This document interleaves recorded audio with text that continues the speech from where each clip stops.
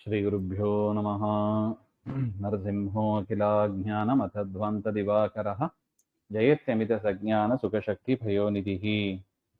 व्यासाय भवनाशाय श्रीशाय गुणराशये हृद्याय शुद्धविद्याय मध्वाय च नमो नमः। प्रथमो हनुमान् नाम द्वितीयो भीम एव च पूर्णप्रज्ञस्तृतीयस्तु भगवत्कार्यसाधकः।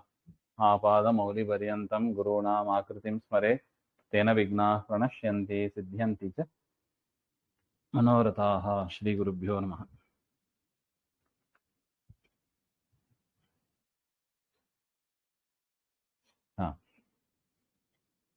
ತದೇವಂ ವರ್ಣಿತಾನಿ ತ್ರೀಣಿ ಪ್ರಮಾಣಾನಿ. ಹಾಗೆ ಅಂದ್ರೆ ಒಟ್ಟು ಪ್ರಮಾಣಗಳು ಎಷ್ಟಿದೆ? ಮೂರು ಪ್ರಮಾಣ. ಏತೇಭ್ಯ ಅನ್ಯನ್ನ ಪ್ರಮಾಣ. ಮೂರೇ ಇರೋದು, ಮೂರು ಬಿಟ್ಟು ಬೇರೆ ಪ್ರಮಾಣ ಅಂತ ಇಲ್ಲವೇ ಇಲ್ಲ. ಹಾಗೆ ಅಂದ್ರೆ ಏನರ್ಥ? ಈ ಏನೇ ಪ್ರಮಾಣ, ಎಷ್ಟೇ ಪ್ರಮಾಣ ಇರಲಿ, ಇದನ್ನ ಮೂರಲ್ಲಿ ನಾವು ಕ್ಯಾಟಗರೈಸ್ ಮಾಡಬಹುದು. ಅದರ ಅಭಿಪ್ರಾಯ. ವಿಭಾಗ ಅಂತ ಹೇಳ್ತೀವಿ ಇದನ್ನೇ. ವಿಭಾಗದಲ್ಲೂ ಕೂಡ ಕರೆಕ್ಟ್ ಇರಬೇಕು. ಲಕ್ಷಣ, ವಿಭಾಗ, ಪರೀಕ್ಷಾ ಅಂತ ನಾವು ನೋಡಿದ್ದೀವಿ. ಉದ್ದೇಶ, ಪರೀಕ್ಷಾ ಅಂತ ನಾವು ನೋಡಿದ್ದೀವಿ.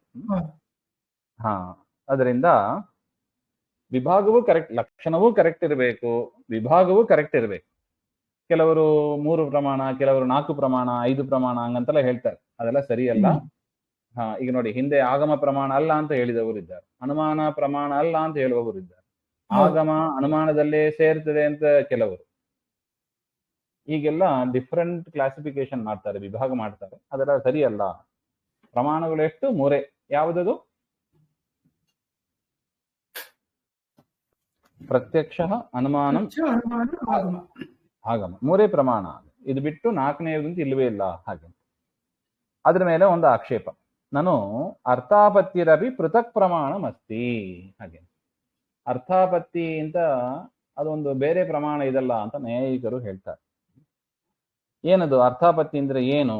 ಹಾಗೆಂದ್ರೆ ಅನುಪಪದ್ಯಮಾನ ಅರ್ಥದರ್ಶನಾತ್ ತದ್ ಉಪಪಾದಕ್ಕೆ ಬುದ್ಧಿ ಅರ್ಥಾಪತ್ತಿ. ಹಾಗೆ ಅಂದ್ರೆ ಅನುಪಪದ್ಯಮಾನ, ಉಪಪದ್ಯಮಾನ ಅಂದ್ರೆ ಅರ್ಥ ಮಾಡ್ಕೊಳ್ಳಿಕ್ಕೆ ಆಗ್ತದೆ. ಉದಾಹರಣೆಗೆ ಪುಸ್ತಕಂ ಅಸ್ತಿ ಹಾಗೆಂದ್ರೆ ನಾವು ಅರ್ಥ ಮಾಡ್ಕೊಳ್ಳಿಕ್ಕೆ ಆಗ್ತದೆ, ಪುಸ್ತಕ ಇದೆ ಹಾಗೆ. ಪುಸ್ತಕಂ ಅಸ್ತಿ, ಪುಸ್ತಕಂ ನಾಸ್ತಿ ಎರಡು ಹೇಳಿದರೆ ಅರ್ಥ ಮಾಡ್ಲಿಕ್ಕೆ ಬರ್ತದಾ? ಒಂದು ಇದೆ ಅಂತ ಹೇಳ್ಬೇಕು, ಅಂದ್ರೆ ಇಲ್ಲ ಅಂತ ಹೇಳ್ಬೇಕು. ಏನೋ ಒಂದು ಅಷ್ಟೇ. ಅದೇ ತರ ಇನ್ನೊಂದು ವಾಕ್ಯ ನೋಡಿ, ಇದನ್ನೇ ಉಪಪದ್ಯಮಾನ ಅಂತ. ಉಪಪದ್ಯಮಾನ ಅಂದ್ರೆ ಅದನ್ನ ತಿಳ್ಕೊಂಡು ಕೂಡಲೇ ನಮಗೆ ಅದು ಅರ್ಥ ಆಗಬೇಕು. ಪುಸ್ತಕಂ ಅಸ್ತಿ ಅಂದ್ರೆ ನಮಗೆ ಅರ್ಥ ಆಗ್ತದೆ. ಪುಸ್ತಕ ಇದೆ ಆದ್ರೆ ಪುಸ್ತಕ ಇಲ್ಲ ಅಂತ ಹೇಳಿದ್ರೆ ಅದು ಅರ್ಥ ಆಗೋದಿಲ್ಲ ನಮಗೆ. ಯಾಕೆ? ಕಣ್ಣಿಗೆ ಕಾಣಿಸ್ತಾ ಇದೆ ಪುಸ್ತಕ. ಪುಸ್ತಕ ಮಸ್ತಿ ಎಂಬುದೇ ಕರೆಕ್ಟ್, ಪುಸ್ತಕ ನಾಸ್ತಿ ಎಂಬುದು ಅಲ್ಲಿ ತಪ್ಪಾಗ್ತದೆ.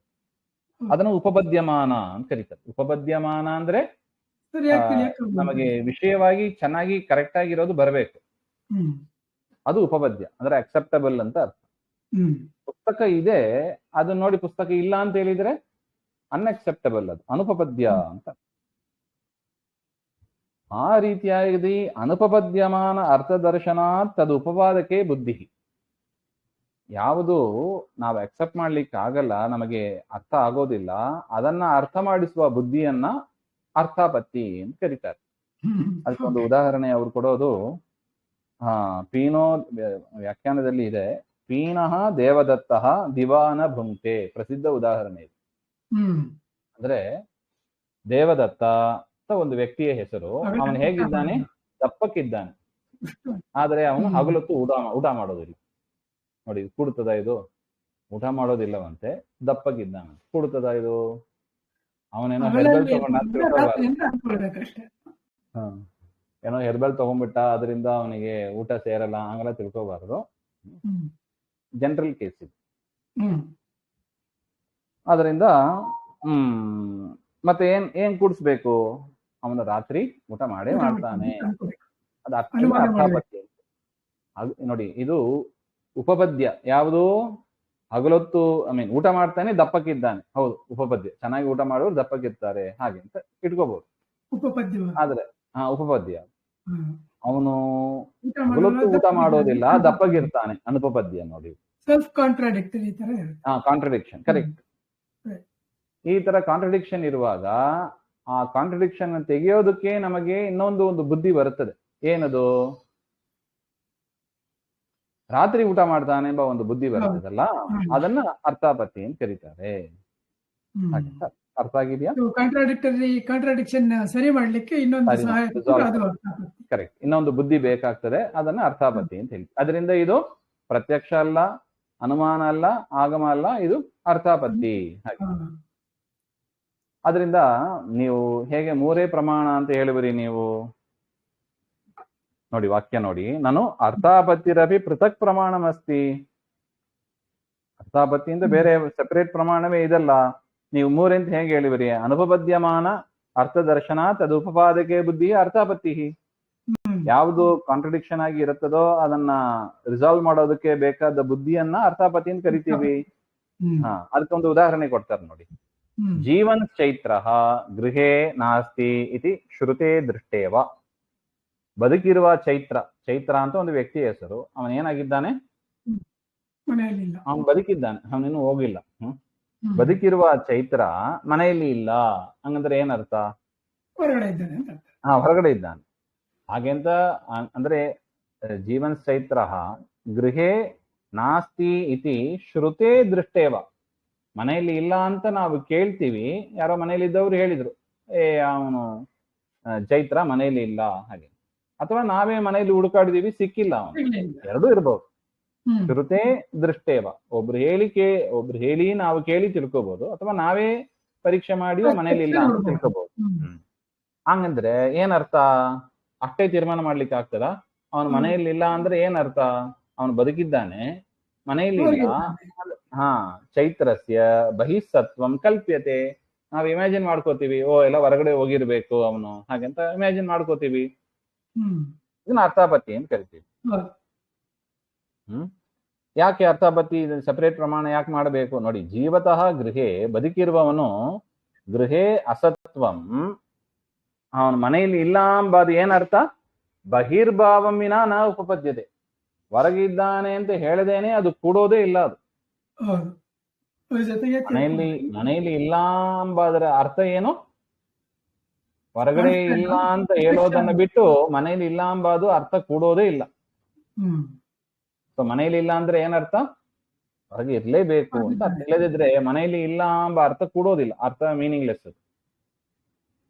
ಅತಃ ಗೃಹೇ ಅಸತ್ವ ಅನ್ಯತಾ ಅನುಪಪತ್ತಿ ಪ್ರಸೂತ ಅರ್ಥಾಪತ್ತಿರೇವ ಬಹಿಸ್ಸತ್ವೇ ಪ್ರಮಾಣಂ ತಚ್ಚ ಪ್ರತ್ಯಕ್ಷಾದಿಭ್ಯ ಭಿನ್ನಂ. ಅದರಿಂದ ಮನೆಯಲ್ಲಿ ಇಲ್ಲ ಚೈತ್ರ ಹಾಗೆಂದ್ರೆ ಮನೆಯಿಂದ ಎಲ್ಲೋ ಹೊರಗಡೆ ಇದ್ದಾನೆ ಅಂತ ಹೇಳದೇನೆ, ಆ ರೀತಿಯಾಗಿ ಅರ್ಥ ಮಾಡದೇನೆ ಮನೆಯಲ್ಲಿ ಇಲ್ಲ ಎಂಬ ಅರ್ಥ ಕೂಡೋದಿಲ್ಲ. ಇದು ಈ ಜ್ಞಾನ ನಮಗೆ ಬಂತು. ಈ ಜ್ಞಾನ ಯಾವುದು? ಪ್ರತ್ಯಕ್ಷವಾ? ಇಲ್ಲ. ಆ ಚೈತ್ರ ಮನೆಯಲ್ಲೇ ಇಲ್ಲ. ಚೈತ್ರ ಮನೆಯಲ್ಲಿ ಇದ್ದಿದ್ರೆ ಪ್ರತ್ಯಕ್ಷ ಅಂತ ಹೇಳಬಹುದು. ಚೈತ್ರ ಪ್ರತ್ಯಕ್ಷ ಇಲ್ಲ. ಮತ್ತೆ ಅನುಮಾನ ಅಂತ ಹೇಳಬಹುದಾ? ಇಲ್ಲ, ನಾವ್ ಯಾವ್ದು ವ್ಯಾಪ್ತಿ ಗೀಪ್ತಿ ಯಾವ್ದು ಚಿಂತನೆ ಮಾಡಿಲ್ಲ ಅಂತ ಆರಂಭ ಹಂತದಲ್ಲಿ ತಿಳಿಯೋಣ. ಮತ್ತೆ ಇದು ಆಗಮ, ಯಾರು ಹೇಳಿದವರಿಲ್ಲ, ನಾವೇ ಹುಡುಕಾಡಿದೀವಿ, ಮನೆಯಲ್ಲಿ ಇಲ್ಲ, ಅದರಿಂದ ಹೊರಗೆ ಹೋಗಿದ್ದಾನೆ ಅಂತ ಮನಸ್ಸೊಳಗೆ ನಾವು ಇಮ್ಯಾಜಿನ್ ಮಾಡ್ಕೊಂಡ್ಬಿಟ್ಟಿದೀವಿ ಅಷ್ಟೇ. ಇದು ಆಗಮವೂ ಅಲ್ಲ. ಸೊ ಅದರಿಂದ ಇದು ಪ್ರತ್ಯಕ್ಷ ಅಲ್ಲ, ಅನುಮಾನ ಅಲ್ಲ, ಆಗಮ ಅಲ್ಲ ಅಂತ ಆದ ಮೇಲೆ ಅದನ್ನ 4ನೇ ಪ್ರಮಾಣ ಅಂತ ನಾವು ಅನಿವಾರ್ಯವಾಗಿ ಒಪ್ಪಲೇಬೇಕು. ಅದರಿಂದ ನೀವು 3 ಪ್ರಮಾಣ ಅಂತ ನೀವು ಹೇಗೆ ಹೇಳ್ತೀರಿ? ಸರಿ ಅಲ್ಲ ಅಂತ ನಮ್ಮ ಮೇಲೆ ಆಕ್ಷೇಪ ಇತ್ತು. ಪ್ರಮಾಣ ಪದ್ಧತಿಯಲ್ಲಿ ಜಯತೀರ್ಥರು 3 ಪ್ರಮಾಣ ಅಂತ ಹೇಳಿದ್ದಾರೆ. ಅದ್ರ ಮೇಲೆ ಬಂದಿರುವ ವಿಚಾರ ಇದು. ಬಹಿರ್ಭಾವಸ್ಯ ಪ್ರತ್ಯಕ್ಷಾದ್ಯಭಿಷಯತ್ವ. ನೋಡಿ, ಹೊರಗಿದ್ದಾನೆ ಎಂಬ ಅದು ಪ್ರತ್ಯಕ್ಷಕ್ಕೂ ಗೊತ್ತಾಗಲ್ಲ, ಅನುಮಾನಕ್ಕೂ ಗೊತ್ತಾಗಲ್ಲ, ಆಗಮಕ್ಕೂ ಗೊತ್ತಾಗದಲ್ಲ. ಹೌದಲ್ಲ? ಅವನು ಹೊರಗಡೆ ಇದ್ದಾನೆ ಅಂತ ನಮ್ಮ ಪ್ರತ್ಯಕ್ಷದಿಂದ ಗೊತ್ತಾಯ್ತಾ? ಇಲ್ಲ. ಅವನು ಹೊರಗಡೆ ಇದ್ದಾನೆ ಅಂತ ಆಗಮದಿಂದ ಗೊತ್ತಾಯ್ತಾ? ಯಾರು ವಾಕ್ಯ ಹೇಳಿದವರಲ್ಲ.